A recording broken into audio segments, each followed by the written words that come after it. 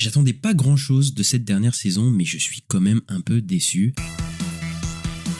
Ces Avengers ne peuvent pas vaincre Ultron. Pas seul. Oui, le professeur. Il n'y a pas de professeur ici. T'as de la poigne pour un tétard. Des clins d'œil à ma nana. Alors, certes, il y a eu des scènes de Ta panique, nana. certains préjugés. Et on descend avec le lapin blanc au fond du gouffre. Eastwood. Clint Eastwood.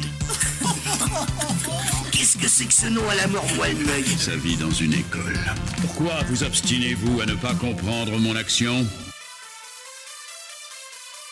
Bienvenue dans ce nouvel épisode de LCDS. LCDS, le format critique de la nuit des sorties. On analyse un film ou une série.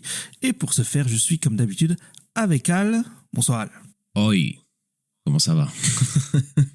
Ça va être Est-ce que je fais une bonne imitation de Karl Urban?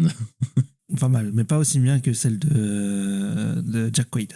Oui, c'est vrai, Jack Quaid, dans le dernier épisode, il fait une super imitation. C'est vrai que c'est pas mal. Peut-être le rôle de sa vie, d'ailleurs, à Karl Urban. Finalement, en fait, The Boys, maintenant que j'y pense, pour le coup. C'est pas faux. Même s'il est dans Le Seigneur des Anneaux, quand même. Enfin, en fait, il est dans Oui, plein mais de franchises. il est pas, c'est pas son rôle de sa vie, tu vois. Dans Le Seigneur des Anneaux, il a un rôle assez secondaire. Pareil, dans Star Trek et des trucs comme ça, c'est pas la star, quoi. Alors que là, bon, pour le coup, moi, je pense à Karl Urban, je pense à Butcher, tu vois. Je pense direct à ça. Tu vois. Ouais.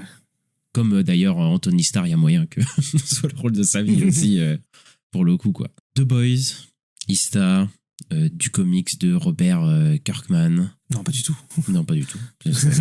C'est de Cartelis. Non, mais tu vois la filiation, en vrai, que j'ai. En fait, je vois quand même une petite filiation entre Robert Kirkman et ce truc-là. Non, mais c'est bon, il fait pas tout. Il fait assez de trucs, c'est bon. Kirkman, on le voit partout. C'est vrai qu'on le voit partout, mais c'est pour ça, tu sais. En plus, c'est Amazon, il y a de la violence, etc. Je me dis, je sais pas pourquoi j'ai confondu, alors que non, pas du tout, mais c'est assez marrant comme lapsus. Mais ouais, The Boys, les comics, moi j'en ai lu un petit peu. Toi, t'en as lu un petit peu aussi? J'ai lu le début vite fait, genre la semaine dernière, juste pour voir un peu. Mais en vrai, non, j'ai jamais vraiment lu The Boys. Ouais, moi j'ai lu le début. Et effectivement, j'ai lu le premier intégral, etc. Tu vois. Et parce que je sais pas, un jour j'avais envie de lire. Et ouais, c'est vrai que c'est quand j'ai vu le truc, je me dis c'est compliqué à adapter quand même parce qu'il y a énormément de super en fait. Hein. Il y en a de partout et pour le coup, le ton de la série retranscrit bien le ton de The Boys, du comics, et même ça amoindrit pour le coup la violence et les agressions sexuelles, etc. Et c'est un peu un comics de sale gosse, quoi, The Boys, pour le coup. Même si, bon voilà, il y a des trucs qui fonctionnent bien, et je pense aussi, comme la série, comme là on va en parler, c'est peut-être un comics qui est arrivé peut-être au bon moment aussi. Voilà, je sais pas après ce qu'il y avait dans les comics, mais c'est vrai que c'est un petit peu... c'était un petit peu frais, quoi, la série The Boys quand c'est sorti. Le concept, en plus, est assez fort, mais The Boys, la série arrive au moment où c'est le pic des super-héros dans la pop culture, quoi. Vraiment, on est en fin des années 2010, tous les films de super-héros cartonnent de partout, c'est n'importe quoi. Et là, la série, elle a quand même une approche un peu différente, mais dans le comics, je sais pas si c'était la même chose au niveau des super-héros dans les comics. Bah, je pense un peu, parce que dans les comics, ça faisait longtemps qu'il y avait du super-héros, du Superman et tout, c'était tout gentil et machin. Et c'est très années 2000, où il y a ce côté, tu sais, provoque. Voilà, je pense à Jackass ou des choses comme ça, où tu sais, dans les années 2000, il y a tout ce délire MTV, rébellion, grosse musique néo-metal, tout ça, enfin, toute cette ambiance-là. Et je pense qu'en fait, The Boys, ça va un peu avec ça, avec le fait on prend les super-héros, mais on casse les codes, quoi, et on fait un truc très, comment dire maintenant, edgy, quoi. Ce côté très provoque, ultra trash, qui va ultra loin, pour aller en contresens de ce qu'est le super-héros basique, quoi. Ouais, et puis, je sais pas comment c'était le cas dans les comics, mais en série aussi, enfin, dans l'audiovisuel, je veux dire, par exemple, dans les films et les séries, c'est vrai qu'on arrivait à un point où la pop culture parlait d'elle-même, quoi. Les super-héros parlaient vraiment d'eux-mêmes, avec Endgame qui revisite ses propres films, etc.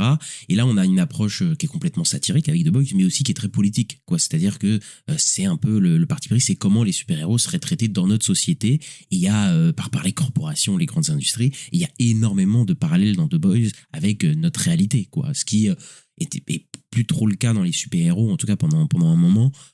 que en fait il y a plus d'ancrage avec notre réalité politique, etc. Et c'est un peu les prémices de The Boys, c'est un peu de dresser un portrait de notre monde à travers les super, quoi. Et ça c'était toujours une des meilleures idées du show, quoi. C'est les parallèles entre notre réalité politique jusqu'à la dernière saison, ça pour le coup, et aussi toute la critique de l'industrie du divertissement, quoi, en fait, et même des super-héros en général, quoi. Il y avait un peu ce truc là dès les premières saisons de Voight qui prend les super-héros et en fait des franchises, etc.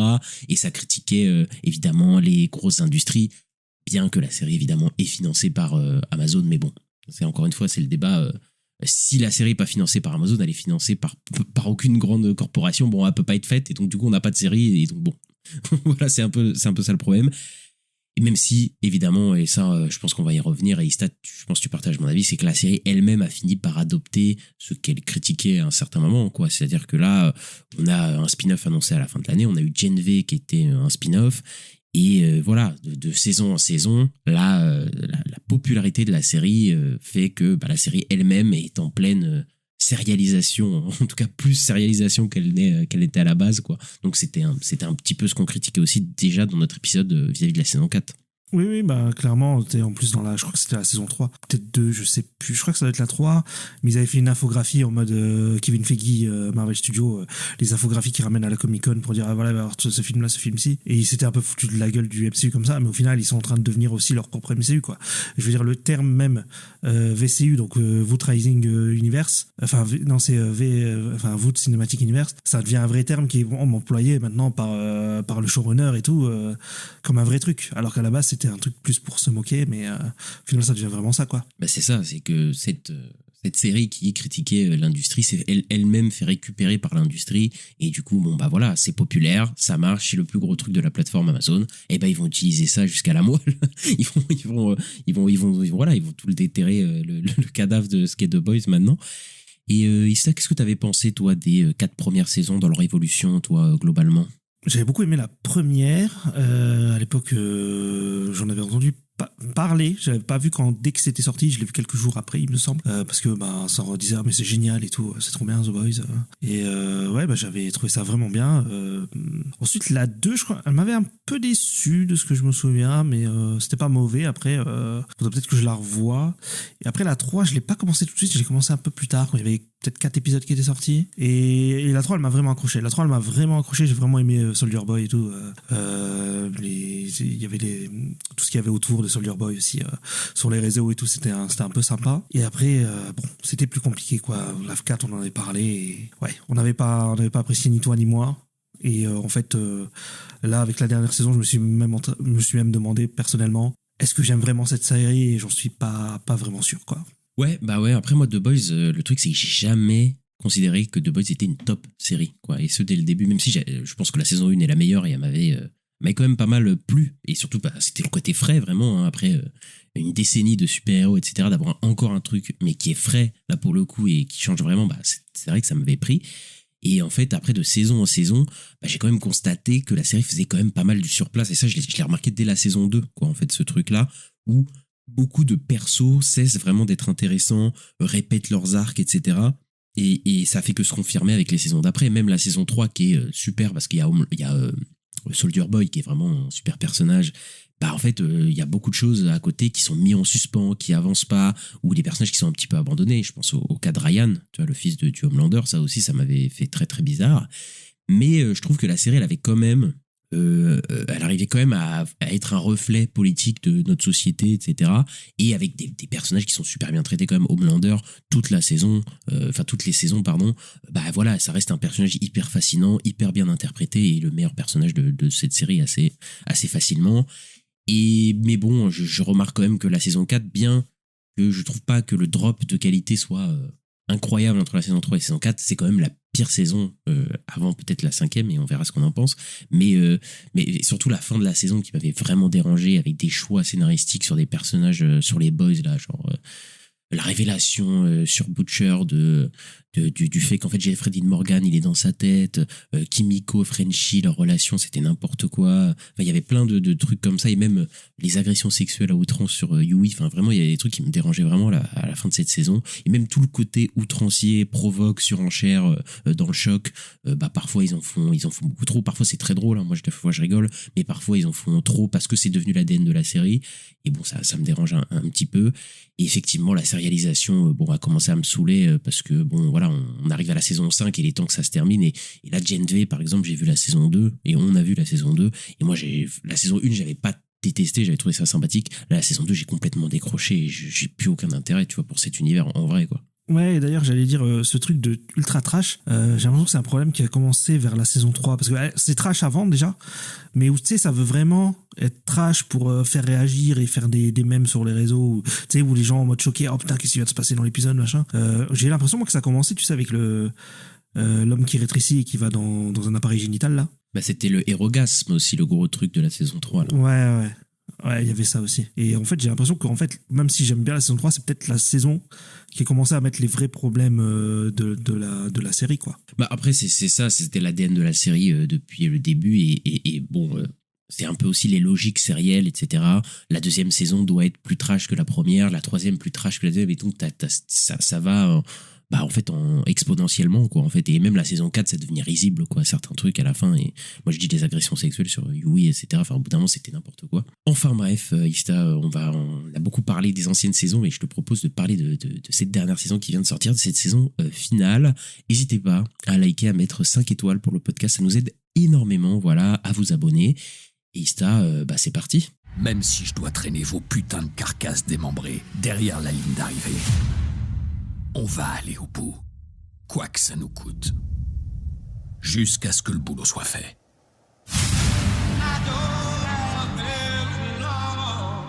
Le monde appartient entièrement au protecteur, soumis à ses caprices erratiques et mégalomaniaques, mais lorsque Butcher réapparaît prêt et déterminé à utiliser un virus capable d'anéantir tous les subs, il déclenche une série d'événements qui changeront à jamais le monde. Karl Urban, Jack Quaid, Anthony Starr, Erin Moriarty et un tas d'autres acteurs. Ista, je vais te poser la traditionnelle question. Qu'est-ce que tu as pensé rapidement sur de The Boys saison 5 ? J'ai pensé que c'était pas très intéressant cette saison. Je pense que pour moi c'est la pire, parce qu'en fait je trouve qu'elle ne raconte strictement rien, alors que la 4 au moins essayait quand même d'avoir des arcs narratifs. Mais en fait j'ai l'impression que la saison a passé son temps à set-up le spin-off Vault Rising sur Soldier Boy.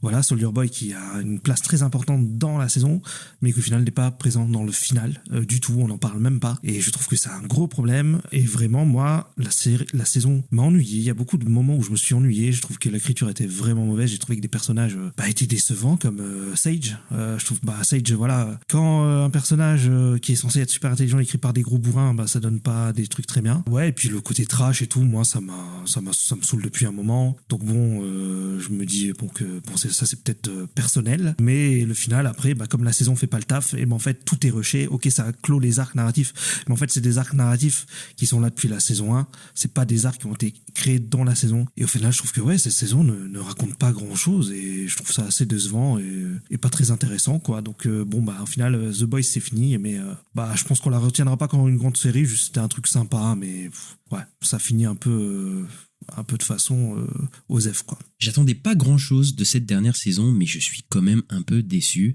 Alors c'est pas la pire dernière saison de tous les temps, comme je l'ai entendu, c'est pas pire que Stranger Things, voilà, faut pas déconner.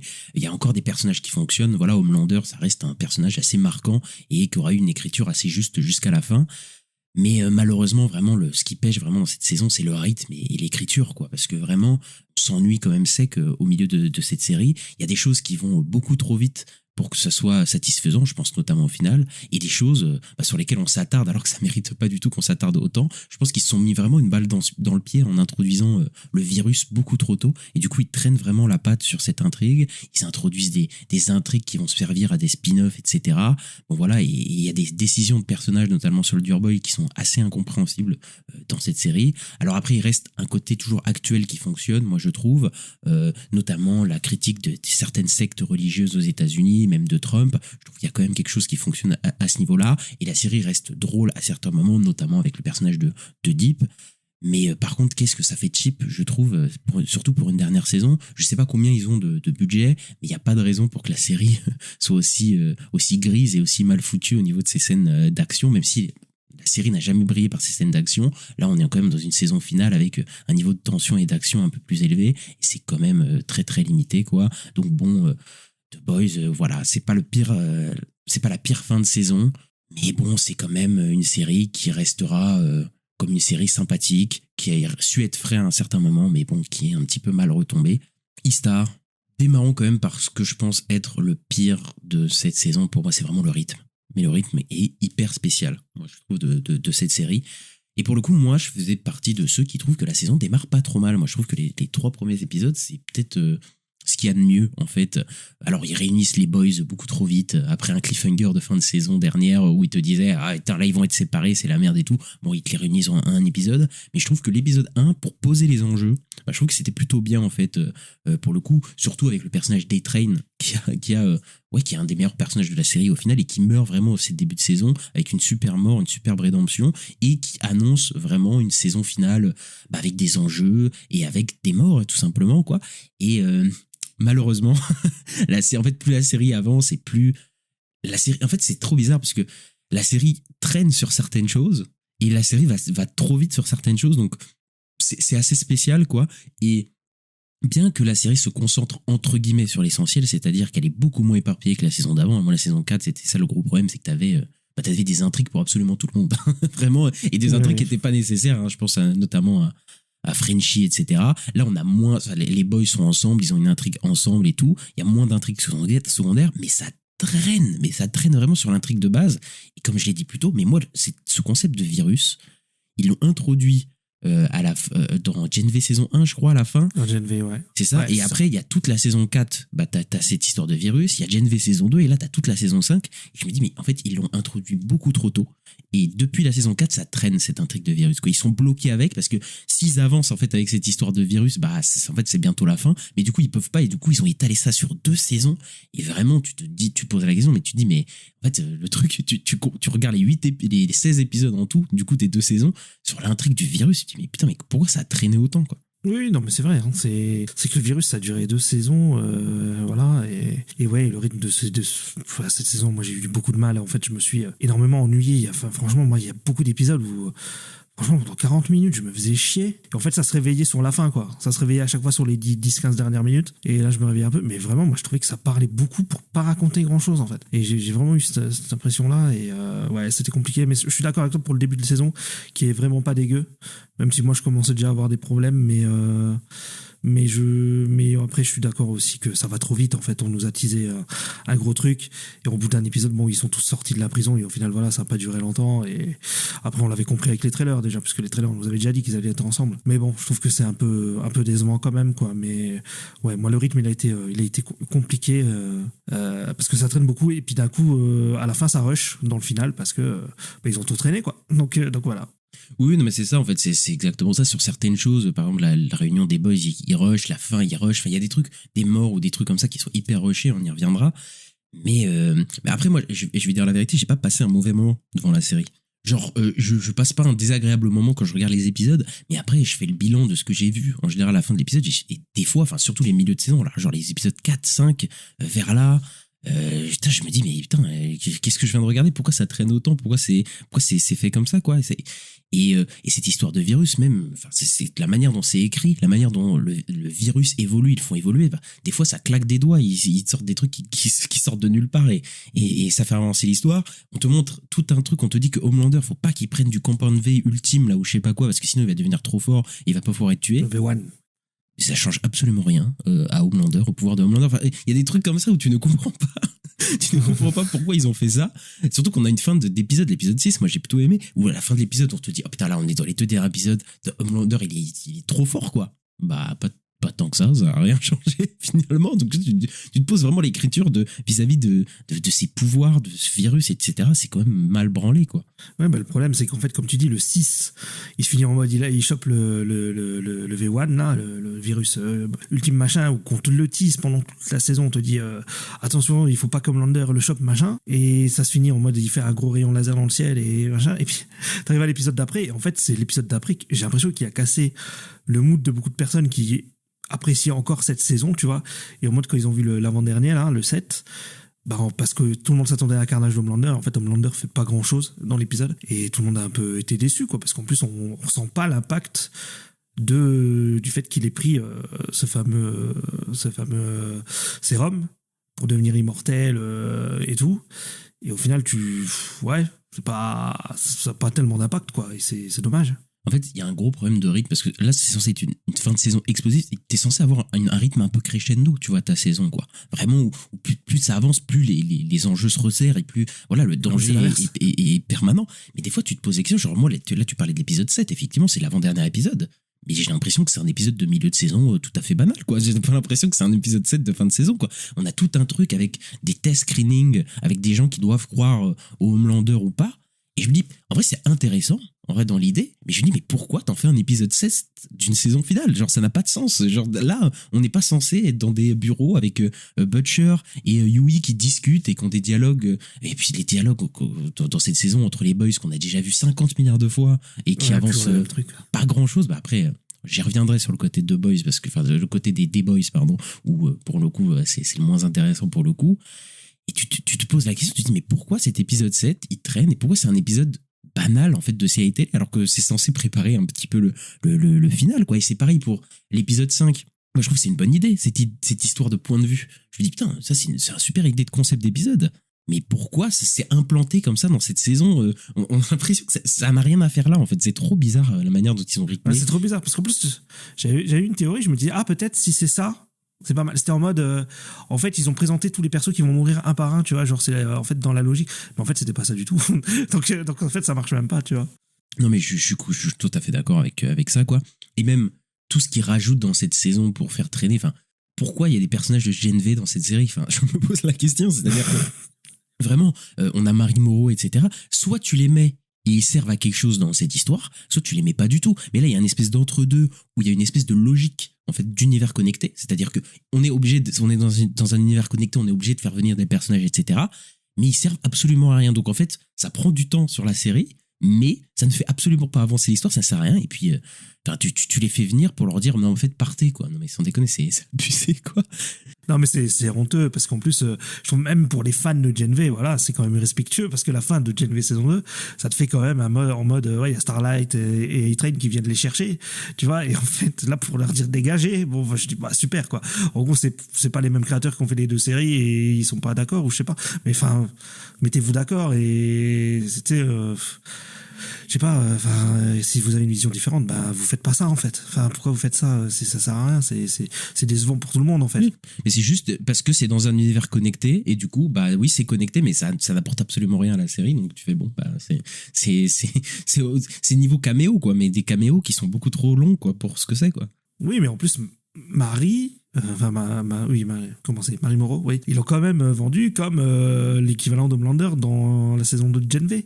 Pour qu'au final, ils disent, elle arrive et puis elle dit, non mais, ils ont un peu abusé sur le pouvoir. Les gens, ils disent trop de la merde. Genre, elle dit, je suis nerfé, je suis pas aussi fort que ça. On retrouve des logiques de production, c'est-à-dire que Gen V, saison 2, ils sont obligés de créer des enjeux, et ils créent cette espèce d'enjeu en mode Marie, oui, c'est quelqu'un de prodigieux, etc. Mais en fait, ils peuvent pas l'utiliser, en fait, dans la série principale, du coup, ça devient caduque, mais ils étaient obligés de faire ce genre d'enjeu-là pour, créer un peu, oui, de l'enjeu, en fait, tout simplement. Mais en fait, c'est complètement débile, puisque après, ça tombe totalement à l'eau, et on est en mode, bon, pourquoi c'est là? Et c'est pareil, enfin, là, on parlait des spin-offs, mais il y a quand même énormément de dialogues et de moments qui préparent le prochain spin-off aussi de Voight Rising, et ça c'est quelque chose qui t'avait pas mal dérangé, tu m'avais dit aussi.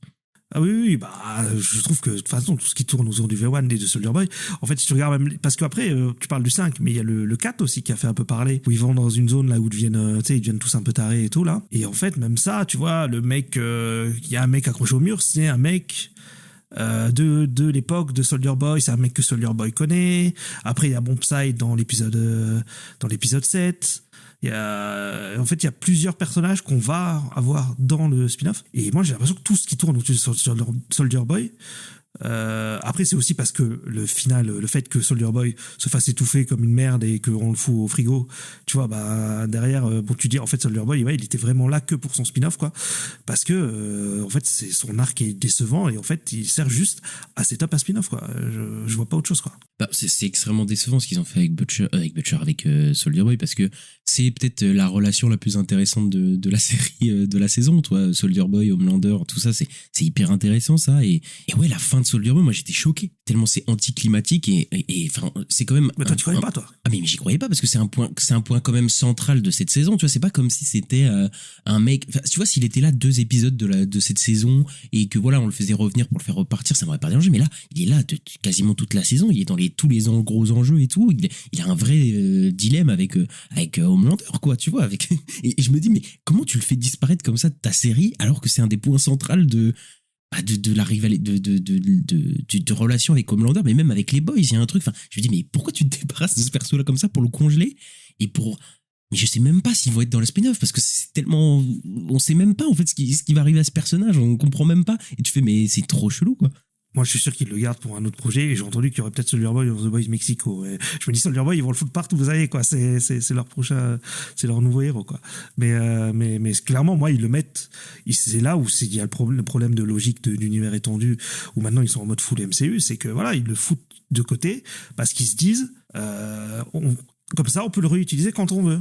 Si on veut faire un truc dans le présent, on peut ressortir Soldier Boy. Il s'est fait comme le soldat de l'hiver, il a été congelé et puis il l'a ramené de leur côté. Mais effectivement, c'est et puis tous ces trucs là, je trouve là qui parasitent cette saison, fait que on arrive effectivement à ce point là avec Soldier Boy où la fin de Soldier Boy est rushée dans cette série et des trucs des finales qui sont rushés complètement, quoi. C'est-à-dire que tout l'épisode final, bah il y a quand même des trucs hyper rushés, enfin la mort de Phaser par exemple qui est complètement qui meurt en 2 minutes, quoi. Enfin c'est abusé, Homelander qui pète un câble, et même Ryan par exemple. Alors ça, Ryan, c'est aussi un des points qui m'a le plus vénère en fait dans cette saison, c'est-à-dire que le mec il est là sur deux épisodes et demi, quoi. Tu vois, tu fais mais quoi, mais tu fais Ryan, c'était censé, je rappelle la saison 2, Ryan c'était un enjeu assez important. Après la saison 3, moi ça m'avait saoulé dans la saison 3, c'est qu'il abandonne. La saison 4, il redevient un enjeu important pour la série, etc. Et en plus c'est vraiment un des meilleurs points, tu vois, la relation Ryan Butcher, Ryan Homelander, c'est vraiment des meilleurs points de la série. Bah ouais. Et là tu le vires de ton final pour le mettre dans 2 épisodes, et à la fin il débarque en mode vite fait là, en 5 Deus Ex secondes. Machina, quoi. Ouais, un peu, quoi, et t'es en mode ok, ouais, il est là et tout, mais c'est pas du tout satisfaisant en fait comme fin, quoi. Bah, c'est tout le problème, c'est que tout est rushé. Donc moi, j'ai trouvé que rien n'était satisfaisant, en fait, parce que même Homelander, qu'on te vend quand même comme depuis la saison 1, comme le gros méchant et tout, ultra vénère et tout, bon, en fait, il le batte un peu en 2 secondes. Et en plus, le fait que Kimiko, bah, tu sais, elle a tout le temps de charger son laser, il essaie même pas de l'attaquer ou quoi, où je suis un peu en mode, Et ça aussi, c'est trop bizarre, parce que Kimiko qui devient la personne qui a le laser, alors que et normalement, je pense que ça devait être Soldier Boy qui devait être à cette partie-là de la fin. Enfin bref, c'est des trucs trop bizarres. Mais maintenant que tu me parles des boys, est-ce que finalement on peut pas avouer que les boys, c'est pas vraiment intéressant par rapport à tous les super, en vrai? Surtout individuellement, quoi. Quand même, c'est chaud, quoi. Oui, bah, je suis d'accord. En fait, ils ont pas grand-chose à raconter. Et en fait, là, il y a peut-être Huey Butcher, quoi. Huey Butcher qui sont peut-être les principaux, mais les autres, Frenchie, Kimiko, déjà ça nous avait déjà saoulé dans la saison d'avant, et bah, Mother Milk, il a plus grand chose à raconter depuis depuis qu'on le voyait plus vraiment avec sa famille, où il y avait toute l'histoire dans la saison 3 qui était pas dégueu, mais là ouais, effectivement, parce qu'après il y a quand même le truc Huey Butcher à la fin de la saison qui est pas mal, je trouve, dans le final. Mais derrière, ouais, ça raconte pas grand chose, ils ont pas grand chose à raconter, quoi. Et même Starlight, c'est un peu décevant, alors que je pense qu'ils auraient pu faire mieux, quoi. Ouais, non, mais je suis d'accord, quoi. Moi, je suis content que Butcher, ils assument un peu quand même le côté dark et qu'ils aillent à fond en mode ça y est, parce que tous les états d'âme de Butcher, c'est un coup, vas-y, je fais tout, enfin, je donne tout pour les tuer, et puis après, la saison d'après, c'est genre, j'ai un peu des états d'âme, et finalement, je reviens, et puis, tu sais, la série, pendant 5 saisons, c'était ça, et là, ils ont dit, non, ok, là, il va être en mode full, je veux buter les super, et c'est parti, et il y va un petit peu à fond, quoi. Et oui, je le trouve sympa, moi, en fait, cette saison, parce que je trouve qu'il a, en fait, on voit vraiment qu'il a progressé, en fait, son personnage, pour le coup, tu vois, quand tu compares vraiment là, il a beaucoup plus d'assurance que la saison dernière, enfin, que la saison dernière, même que toutes les saisons. Là, c'est un perso que je trouve beaucoup plus agréable parce qu'il est, bah ouais, il est formé, quoi, ce personnage. Tu sens qu'il a vécu une vraie transformation, etc. Et il a pas eu des zigzags et tout, quoi. Tu vois, ce personnage, c'est qu'au bout d'un moment, là, ok, là, c'est bon. Là, il est assumé comme, il prend des décisions difficiles, il se met en danger, etc. Et donc, c'est ça que j'ai plutôt aimé. Et ouais, Starlight, c'est un peu décevant parce que moi, Starlight, j'aimais bien la saison dernière, en fait. Moi, tout le truc avec les Starlighters et même sa rivalité, entre guillemets, avec Firecracker, en fait, tout ce que ça dégageait de son personnage vis-à-vis de la religion, en plus, etc. Et cette saison, j'ai trouvé ça un peu mid. Voilà, même sa relation avec Kiwi, bon, après, en même temps, sa relation avec Kiwi, ça fait un moment que c'est réglé quand même depuis la saison dernière, c'est bon, voilà, ils sont ensemble et tout, et voilà, c'est mieux que ça repart pas sur d'autres trucs. Mais c'est vrai que c'est un peu léger, mais effectivement, le pire, c'est Kimiko et Frenchie. Moi, Oui, ça fait déjà un moment, mais oui.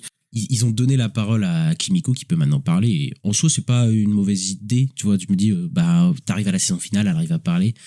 Mais bon, les dialogues de cette saison, c'est pas les meilleurs. Donc, c'est un peu compliqué. Elle fait quoi. que de parler de porno, hein, c'est ça le problème. Enfin, ils disent, elle fait que de parler de porno, elle fait que des vannes sur le porno tout le temps. Et en fait, moi, au bout d'un moment, ça me fatigue, quoi. Et ouais. Et tu parlais de Starlight aussi, il y a le moment aussi où elle va chez son père et tu comprends pas trop pourquoi il y a tout un épisode où elle va chez son père et au final je sais même pas ce que ça racontait ce truc là, tu vois, derrière, mais bah, en fait, en soi, c'est pas une mauvaise idée, mais je trouve que encore une fois, c'est mal agencé dans la série, en fait. Ça rentre pas du tout dans cette saison finale, quoi. Surtout que je crois que les boys à côté, ils sont sur autre chose et tout. Et là, ça sort de son truc. Enfin, je sais pas, j'ai l'impression qu'il essaye de fermer des arcs, mais de manière assez maladroite pour le coup. Et là, Kimiko et Frenchie, la fin, moi, de saison, bah voilà. Frenchie déjà avec son accent absolument horrible, qui est insupportable en VO. Mais en fait, c'est des personnes qui n'ont plus rien à dire, quoi. Kimiko et Frenchie, ils n'ont plus rien à dire. Et là, ils sont ensemble et tout. Et moi, déjà, j'ai du mal à les voir ensemble et tout. Mais moi, sa mort, elle m'a tellement rien fait à Frenchie, tellement. C'est un personnage que. En fait, c'est bon, quoi. La saison 1, 2, 3, peut-être, allez, je les aimais bien. Mais là, en fait, ils sont tellement tournés en rond, ils ont tellement plus rien à dire. Et la saison d'avant. Moi, elle m'avait particulièrement fait chier sur les deux. Et là, vraiment, toute la saison, j'ai vraiment le vide émotionnel pour moi. Ouais, bah moi, c'est exactement pareil. Mais c'est là où je vois un problème avec ce que tu dis, c'est qu'en fait, voilà, il y a eu 5 saisons. Et le seul de la bande de The Boys qui est mort... le premier qui meurt, c'est dans l'épisode 7, saison 5, quoi. Et tu sais, t'as l'impression que les mecs sont invincibles. Enfin, il y a des super-héros de partout, ils peuvent se faire buter en 2 secondes, mais ils ont réussi à survivre, tu vois. Et bon, ouais, c'est un peu gros, quoi. Bah, en fait, c'est là où la suspension d'incrédulité disparaît. C'est-à-dire que la saison 1, qu'ils se fassent pas buter, c'est normal, ils sont pas connus, etc. Mais en fait, plus t'ajoutes des saisons, plus bah après il faut justifier le fait que Homelander vienne pas et les fume pas d'un coup, en fait, pour le coup. Et bah en fait, plus les saisons avancent et plus t'as du mal à justifier ça, quoi, parce que bah forcément il y a des confrontations entre Homelander et les autres, etc. Et tu te dis bon bah qu'il y a clairement, enfin c'est au bout d'un moment t'as du mal à y croire, quoi, pour le coup. Et c'est vrai qu'il y a des moments, notamment la mort de Frenchie à la fin.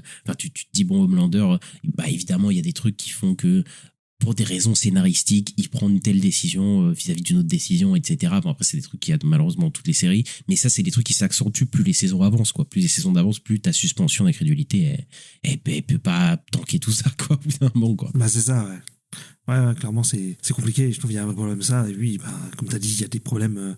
Tu sais, à chaque fois, ils rencontrent Homelander et puis ils sont en mode Homelander les tue pas. Tu sais, il est en mode mais je sais pas. Il y a toujours une raison de pourquoi il les tue pas. Alors que bon, là, il y a pareil dans cette saison.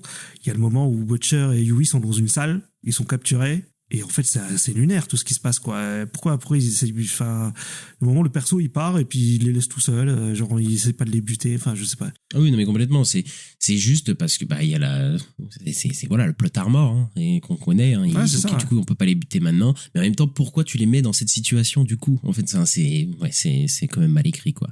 Et Homelander par contre, on peut en dire du bien, je pense, parce que bah voilà, Homelander c'est Anthony Starr déjà, c'est clairement il a prouvé, je pense, sur ces 5 saisons que voilà, c'était un excellent acteur dans le rôle. Il a jamais été nommé en plus à des trucs et tout, il mériterait largement, quoi.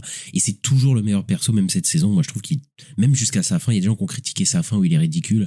Et franchement les gars, si vous avez pas compris que le mec il était ridicule toute la série, et ce il était à la fois terrifiant et ridicule, mais une fois que t'enlèves ses pouvoirs, bah il reste que le côté ridicule d'Homelander, c'est logique, quoi. Bref, je sais qu'il y a des gens qui étaient vénères contre ça, mais moi je trouve que sa fin est plutôt logique.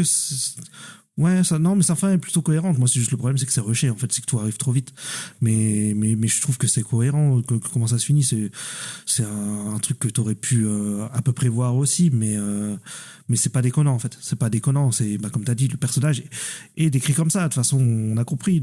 Même si je crois que ça vient plutôt à partir de la saison 2, le côté pathétique et tout. Bah, en vrai, dès la saison 1, je te rappelle qu'il tète les seins de la. Tu te souviens pas là? Il tète les seins de celle qui gère Voight dans la saison 1, quoi. Donc tu fais bon, il a quand même cette relation C'est dans la 2, déjà. je crois. Non, c'est déjà dans la 1, parce que dans la fin de la saison 1, elle meurt, ce personnage il meurt, il me semble. Donc, mais il me semble qu'il y a déjà ce rapport un peu maternel bizarre. Mais même, il y a toujours eu des moments un peu goofy, un peu avec Homelander, pour le coup, quoi. Même si c'est un truc qui s'est accentué, il est devenu de plus en plus ridicule, peut-être au fur et à mesure de la série quand même, quoi. Après, moi, j'avais quand même un problème où des fois, je me demandais, est-ce qu'ils font pas exprès pour faire des mèmes sur Twitter, tu vois. Après, peut-être que je me trompe, mais je me suis posé la question. Peut-être, mais après, le mec, il crée naturellement des mèmes depuis la saison 1 que finalement, je me dis, c'est tellement naturel, son rire, ses trucs et tout, que bon, peut-être que oui, il force un peu, mais après, je t'avoue que dans son personnage, ça m'a pas dérangé tant que ça, tu vois, pour le coup. Oui, non, mais tu vois, je pense en plus à l'illusion qu'il a, genre dans l'épisode 2, je crois, de la dernière saison, où tu vois, il y a celle dont tu parles, je crois. Qui monte ses seins et que ça fait de la lumière et tout, tu vois, et qu'il est en mode et tout, tu vois, je suis en mode bon là, peut-être ils abusent un peu là, je sais pas, tu vois. Bon, après, ça a toujours été un truc abusé. Il y a une saison où il voyait des doubles de lui-même qui lui parlaient. Enfin, il a toujours été dans un délire spécial, quand même, son personnage. Oui, c'est vrai. Et j'aime bien le voir de devenir de plus en plus extrême, même dans la religion. Il pense vraiment qu'il est un dieu, quoi. Vraiment, littéralement, pour le coup. Et il y a évidemment énormément de parallèles christiques qui sont extrêmement présents. Et c'est hyper marrant puisque le moment où les saisons est sortie, il y a quand même eu des parallèles avec l'actualité, avec Donald Trump qui met des images en IA de lui quand même avec des images christiques. Et tu fais putain, c'est chaud quand même. À certains moments, tu te dis putain, c'est compliqué, quoi. Et Kripke là, il a dit what the fuck. Voilà, c'est ça sa réaction, quoi. Mais non, mais en fait, je pense que quand il a écrit ça, des fois aussi tu te dis c'est une satire de Boys, donc tu pousses un peu le truc, mais en fait tu pousses pas tellement le truc, c'est ça qui est fou aujourd'hui, quoi. Mais pour revenir à Homelander, moi j'adore en fait tout son rapport avec les daddy issues qu'il a, sa relation, en fait toutes ses relations, Soldier Boy, Ryan, même Butcher, etc., sa recherche d'affection constante qui est super. Et il a un super épisode là, dans l'épisode 6, là où il rencontre le vieux là qui travaille dans un cinéma maintenant là. Ça s'appelle La Légende, je crois. Ouais, voilà, je sais. Et il a une super discussion avec lui. Et en fait, c'est ça qui est bien avec Homelander, c'est que t'as pitié un peu de lui. Tu vois qu'il fait un peu pitié quand même. Et je trouve qu'ils arrivent vraiment à représenter ça. Mais bon, je trouve qu'ils ont gâché la fin avec sa relation avec Soldier Boy, comme je l'ai dit, alors que c'était un des meilleurs trucs. Avec Ryan aussi, ils en ont pas fait du tout assez, alors que c'était un des meilleurs trucs qu'ils pourraient faire. Mais globalement, Homelander, pour moi, ça reste la réussite de cette série largement, quoi. Ouais, mais en fait, je suis d'accord, mais en fait, c'est plus par rapport à la performance de l'acteur que l'écriture du personnage. Moi, je te trouve dur, là, parce que je trouve vraiment que son écriture, c'est vraiment le seul personnage où de l'écriture de toutes les saisons, c'était le plus intéressant, en fait. Ils savaient quand même exploiter, tu vois. Après, c'est peut-être pas sa meilleure saison, je dirais quand même. Mais tu vois, la saison 4, tout le truc où il revient dans son bunker et tout, non, moi je trouve que c'est, franchement, toutes les saisons, c'est peut-être le seul personnage où je me dis pas, il y a pas de faux pas vraiment, quoi, tu vois. Ah oui, dans la 4, il avait un super épisode, ouais. Oui, je me souviens, ouais. Oui, je suis d'accord, mais je pense que c'est quand même sa saison la plus faible, tu vois. Mais bon. C'est possible. Je vais pas contredire ça. Mais moi, il y a un autre perso que j'aime beaucoup, mais qui est secondaire depuis le début, mais que moi j'aime bien, c'est Ashley. J'aime bien Ashley, moi. Ashley, celle qui est passée de assistante et là après qui est devenue présidente, etc. Elle a, maintenant elle est devenue Voldemort. Elle a un personnage qui lui parle sur la tête avec des VFX qui sont absolument dégueulasses. Mais je trouve que son personnage, il est cohérent vraiment, vraiment dans toute la série, ce côté. Cette personne qui est avide de pouvoir, d'ascension, mais à quel prix en fait pour son personnage. Bon, la fin va évidemment trop vite pour son personnage, toute la fin là où elle devient présidente et puis en fait elle se fait destituer, etc. Tu te dis putain, t'aurais dû mieux gérer ça. Mais je trouve que du côté de Vought, dans les 5 saisons, c'est peut-être un des meilleurs personnages dans son évolution, quoi.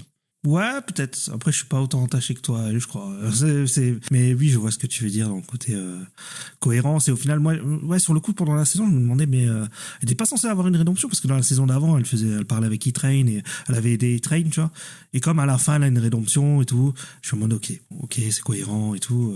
Bah c'est ça, après la dualité qui joue avec l'arrière de sa tête, c'est en mode jusqu'où t'es prêt à aller en fait pour faire ça quoi. Au bout d'un moment, là t'es en train de faire des compromis avec des fascistes et des tueurs et des trucs comme ça juste pour garder ta position de pouvoir, mais au bout d'un moment, enfin faut que ça stoppe. Et effectivement elle a une petite évolution, elle a un petit truc quoi, elle est tiraillée, et ça c'est pourtant je trouve ça marche bien. Et j'aime beaucoup aussi Firecracker, je trouve cette saison c'est pas trop mal ce qu'ils ont fait avec son perso. Pour le coup, et puis elle a échappé à la fin, catastrophique son personnage finalement, mais tout le rapport religieux en fait, où même si je trouve que c'est emboîté dans un épisode, tu sais l'épisode point de vue là, enfin voilà, mais je trouve que son passage où elle a vraiment des remords, et en tout cas elle se questionne vis-à-vis en fait de quelqu'un qui était profondément croyante à la base et qui est en train de en fait complètement bafouer tout ce qu'elle a, toutes ses croyances en fait de base. Je trouvais que c'était plutôt pas mal, et même le personnage, moi je l'aimais bien moi dans la saison 4, et je trouve que en fait c'est plutôt satisfaisant en fait son personnage. Quand je vois toute la saison et tous les personnages, je pense que c'est un de ceux qui s'en sort finalement le mieux, Firecracker en fait, même si son pouvoir sert à rien. À chaque fois, je me dis, elle fait des étincelles, c'est complètement con. Oui, voilà, c'est ça. C'est vraiment, comment ça s'appelle là, c'est Erika Kirk avec les étincelles et les entrées, entrées en scène, quoi. Oui, il y a de ça, mais ouais, je suis d'accord avec toi sur parce que l'épisode 5 là, le début, moi j'avais trouvé vraiment pas mal sur Firecracker, et d'ailleurs j'ai cru que l'épisode entier allait sur Firecracker, mais c'était pas le cas. Bah non, parce qu'après, il fallait passer au chien. Ouais, c'est ça, il fallait passer à Terreur. Au final, bon, je pensais qu'ils allaient faire un truc avec Terror dans la saison après ça, mais au final, ouais, pas trop. Mais ouais, Firecracker, bon... Ouais, l'actrice est chouette et tout, et vraiment, après, moi, j'ai encore ce goût de trop peu, quoi. J'ai l'impression que quand elle décède, elle se fait tuer par Homelander à la fin de l'épisode, je suis en mode, ouais, mais j'ai pas l'impression d'en avoir eu assez. Bah, c'est vrai qu'elle meurt de façon brutale et tout, mais ça arrive à un moment aussi où je me disais que la série avait quand même besoin de fatalité, quoi. À ce moment-là, je me suis dit, on arrive vers la fin, je me disais, il n'y a pas de mort, et effectivement, sa mort à la fin, elle est hyper injuste en plus, pour le coup, parce qu'elle s'est donnée corps et âme et tout. Et je trouve qu'elle arrive à un bon moment où je me dis, là, peut-être vers la fin, bon, malheureusement, voilà, je suis vite redescendu, mais en tout cas, je me suis dit, putain, vers la fin, il y a quand même des conséquences du côté des Hit Boys, mais comme du côté des subs, voilà, il y a des gens qui meurent et tout, quoi. Et oui, ça on peut pas le reprocher à la saison. Par contre, il tue des gens.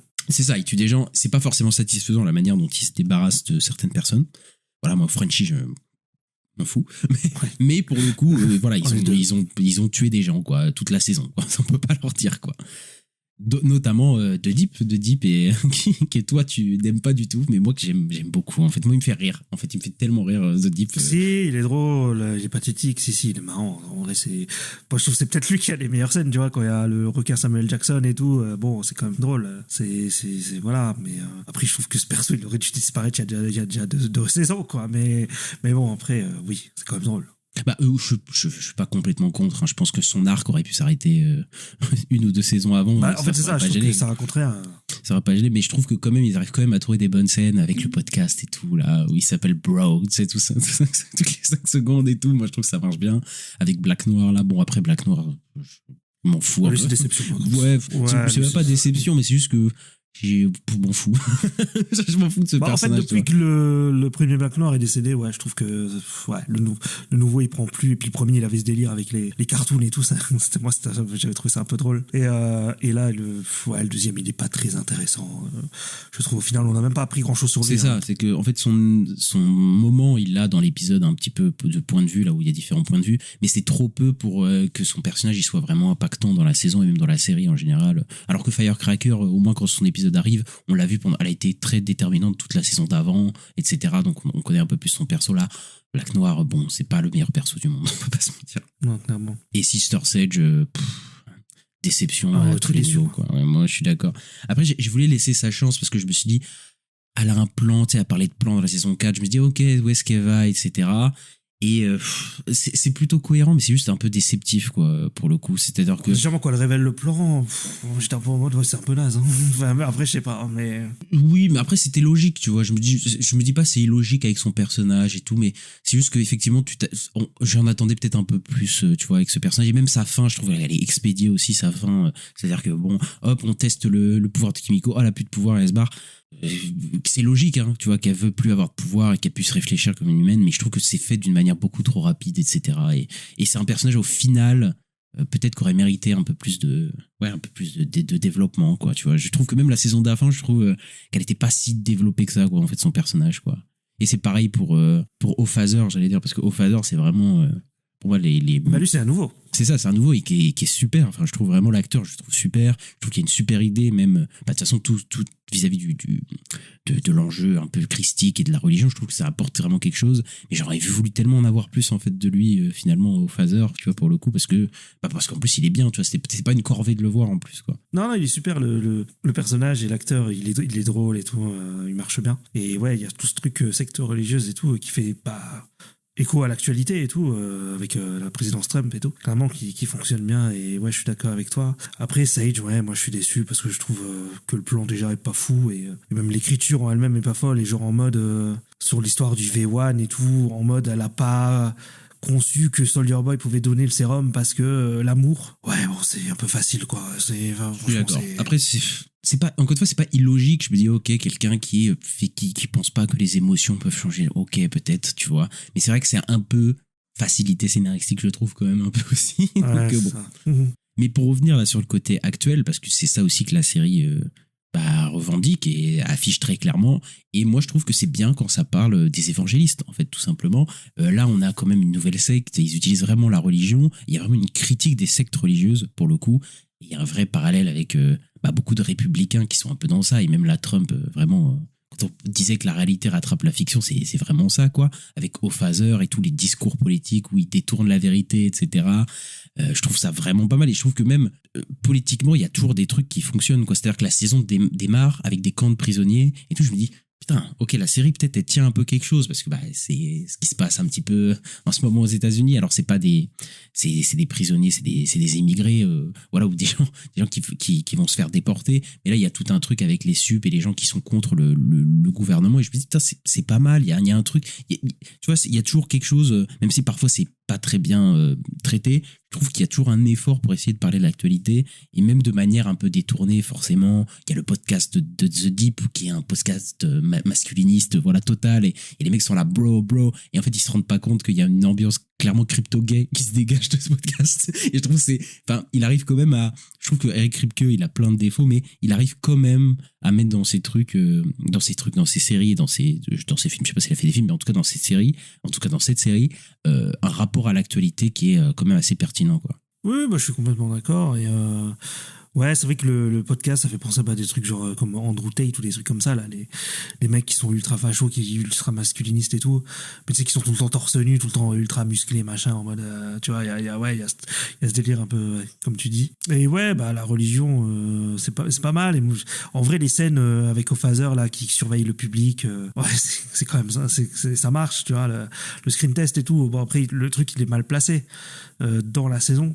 Mais je trouve quand même que la scène, elle fonctionne, tu sais, où quand il se retourne, là, il les regarde et il est un peu dégoûté parce que il voit que les gens, ils ont l'air de penser que c'est de la merde, quoi. Je trouve que c'est tout le truc, puis lui, même quand il fait, voilà, c'est devenu un mème, là, mais quand il fait, ce n'est pas un homme, ce n'est pas un super homme, c'est le prophète et tout, ouais, ça marche bien, quoi.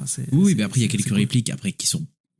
La série, je sais que ça se fait attaquer sur ça, est pas subtile, mais elle est pas subtile, franchement, depuis la saison 1. Et vraiment, et ça, je le dis politiquement, et même, ça a toujours été un truc très dans ta face, une satire très frontale, et puis la série est très frontale sur tout, hein, sur le sexe, sur le gore, sur tout, et même politiquement. Il y a quelques dialogues, voilà, qui sont un petit peu, voilà, qui sont bien dans ta gueule, où là, Homelander pète des câbles sur des mèmes et il fait des références, etc.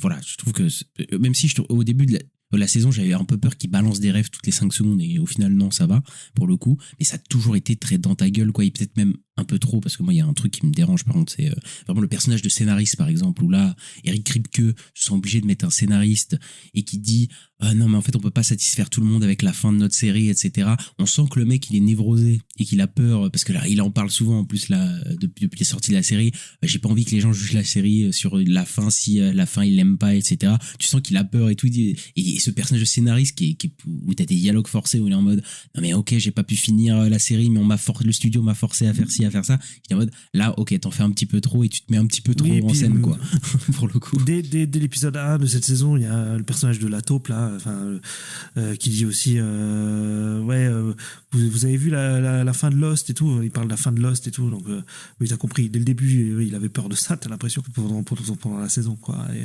Tu sens qu'il rajoute ça parce qu'il est névrosé total et qu'il veut faire des parallèles. Et je suis en mode le parallèle il est trop littéral là. Par contre, pour le coup, tu te mets toi-même en scène dedans et tout. J'ai fait là, tu forces un peu, quoi. Tu forces un peu.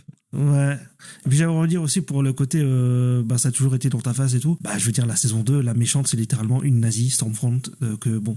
Mais dès la saison 1, il y a des trucs tellement frontales. Enfin, je veux dire, Homelander, c'est quand même un mec. Je veux dire, il a la drapeau des États-Unis dans le dos. Enfin, je veux dire, il y a quand même un truc. Voilà, aussi, ouais. C'est quand même très dans ta face, quoi, pour le coup, quoi.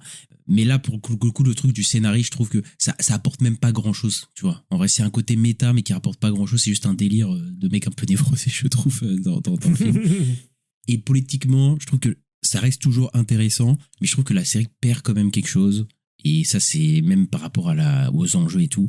Et je te l'ai dit, hein, mais c'est le rapport à la population. Et ça, franchement, je trouve que ça pardonne pas dans la série, parce que pour le coup, c'était vraiment ça qui était intéressant, c'est de voir les gens, comment ils réagissent vis-à-vis d'Homelander, de la politique, etc. du pays. Et là, on est quand même dans une saison qui est la plus où Homelander a le plus de pouvoir techniquement dans le pays, et on ne verra jamais vraiment les conséquences sur la population, quoi. C'est toujours on voit plus les gens, quoi. On les voit plus vraiment réagir, etc. Ou c'est un panel sélectionné où on voit vite fait des gens réagir à la télé, mais tu fais mais avant surtout dans la saison 4 aussi, il y avait tout un truc avec les Starlighters, tu vois, il y avait toute une opposition politique, etc. Et là tu te dis mais il y a des trucs qui se passent, mais après c'est plus des problèmes de scénario, etc. C'est-à-dire que le président, il meurt, il se fait remplacer comme si de rien n'était, mais il n'y a pas du tout de réaction de la population et tout ça. Donc, il y a quand même un côté un petit peu inconséquent parfois à certains actes, même s'il y a des parallèles politiques qui fonctionnent. Je trouve que les enjeux dans la série, c'est tellement réglé parfois, tellement rapidement que ça n'a pas l'impact que ça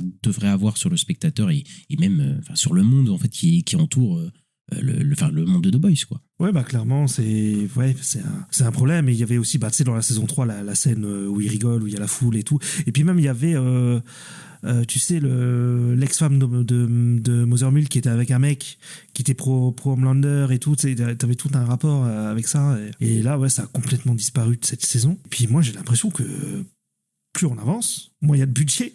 C'est incompréhensible. C'est peut-être la série, c'est la série numéro 1 de chez Amazon.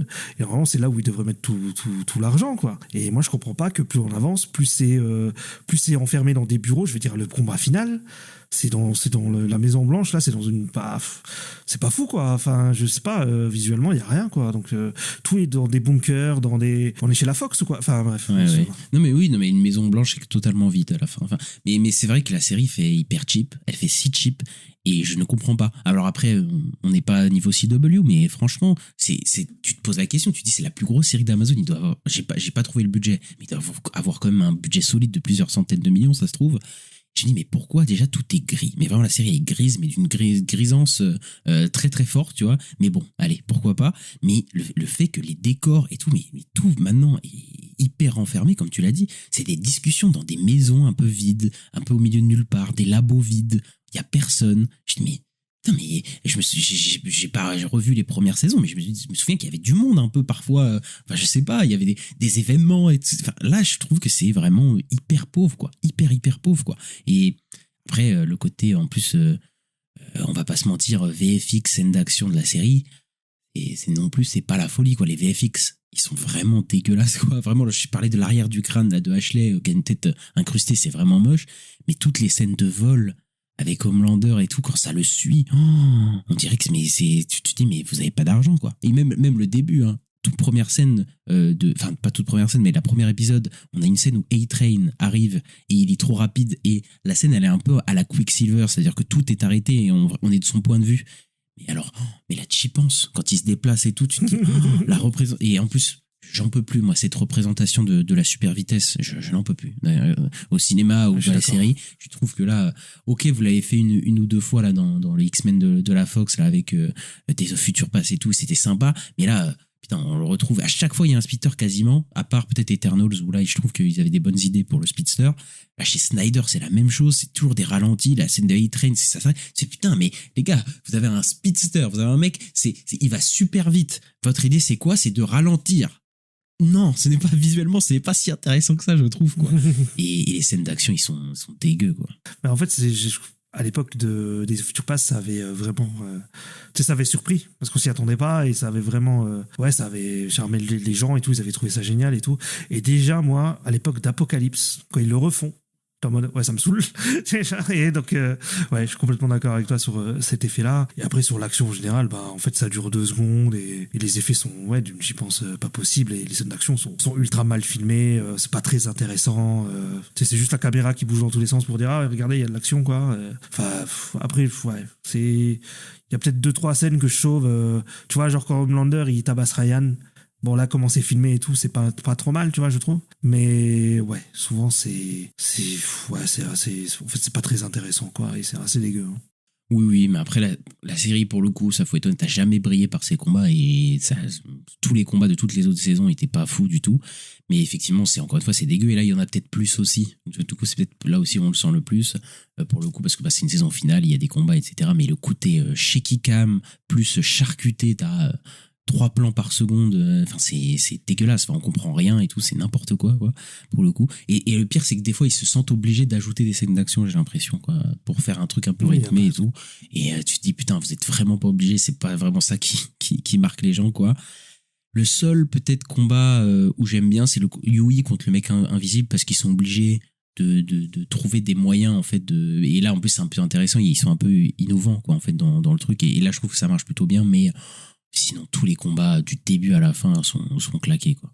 Là t'es en train de parler de ça et je me dis mais en fait après Zoé, Stan Edgar et tout, lui je sais pas, t'as l'impression qu'ils allaient avoir Stan Edgar genre je pensais vraiment qu'il allait avoir un gros rôle dans la saison, puis il disparaît d'un coup et puis j'avais complètement oublié Stan Edgar, mais ça aussi c'est un des trucs qui est là parce qu'il doit revenir, parce qu'il est encore présent, mais ils en font rien, quoi. C'est compliqué cette saison.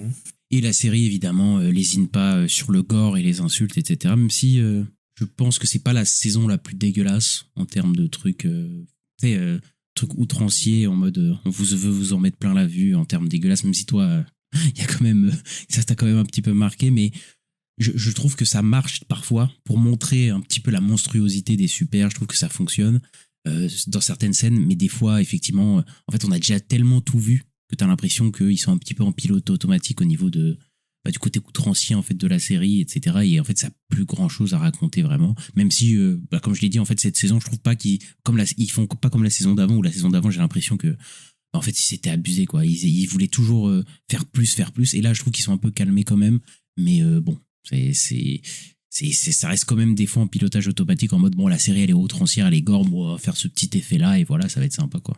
Ouais, il y a ce truc-là, mais moi, en fait, il y a le problème que ça me fait plus rien, en fait. Ça devrait me choquer ou me faire rire ou machin. Et en fait, j'ai plus aucune réaction devant. Et je pense que, je sais pas, j'ai peut-être trop l'habitude, ou peut-être que, la série m'a trop habitué à ça, à cette esthétique-là de gore aussi, peut-être, qui fait que, en fait, ça me fait plus rien, quoi. Non, mais je suis d'accord avec toi, hein. Je pense qu'ils en ont tellement fait qu'au final, quand ils essaient d'être outranciers juste pour être outranciers et de te choquer et tout, bon, bah, ça marche plus trop. Enfin, moi, je suis pas choqué dans la série du tout, hein. Je peux pas te mentir. Bah, moi non plus. Alors que, tu vois, j'avais été choqué au début de la série, tu vois, tout début, l'ex-copine la copine de Yui qui se fait éclater par A-Train, bah forcément ça te choque et tout. Mais je sais pas, après ils en ont peut-être fait tellement trop que au final à la fin tu ressens plus grand chose devant ça, quoi. Et enfin je sais pas, moi c'est l'impression que j'ai en tout cas, mais après je me suis quand même posé la question, est-ce que j'aime vraiment cette série? En vrai je crois pas trop, quoi. Je crois que ce truc très gore et tout, c'est pas ma tasse de thé, ce truc très edgy, très rentre dedans. Et en fait ce côté les super-héros c'est des connards, bah moi j'aime bien mes super-héros, allez vous faire foutre en fait. Non, je en fais. mais voilà, c'est ouais. Après, est-ce que je regarderai Votre Rising? Je pense quand même par curiosité, quoi. Écoute, je regarderai les premiers épisodes si ça m'intéresse, je continuerai, sinon bah non, voilà, et c'est pas grave, The Boys ça restera un bon souvenir, mais bon, voilà, ça se restera dans ce côté. Et voilà, Ista, je pense qu'on a fini. Je pense qu'on peut arrêter cet épisode-là. J'espère que vous avez aimé cet épisode. Voilà, n'hésitez pas à mettre le petit pouce en l'air, les 5 étoiles, selon la plateforme dans laquelle vous nous écoutez. Ça nous aide énormément pour le référencement. N'hésitez pas à vous abonner, à nous suivre. On est disponible un petit peu partout sur toutes les plateformes d'écoute, Acast, Apple Podcast, Deezer, Spotify, Podcast Addict, etc., etc. Et à nous suivre sur les réseaux sociaux, @la nuit des sorties, sur X, Twitter, Blue Sky, Instagram, YouTube. Et Ista, on se retrouve très très bientôt pour parler des news de la semaine et de Spider Noir. Ouais, à bientôt. Ciao.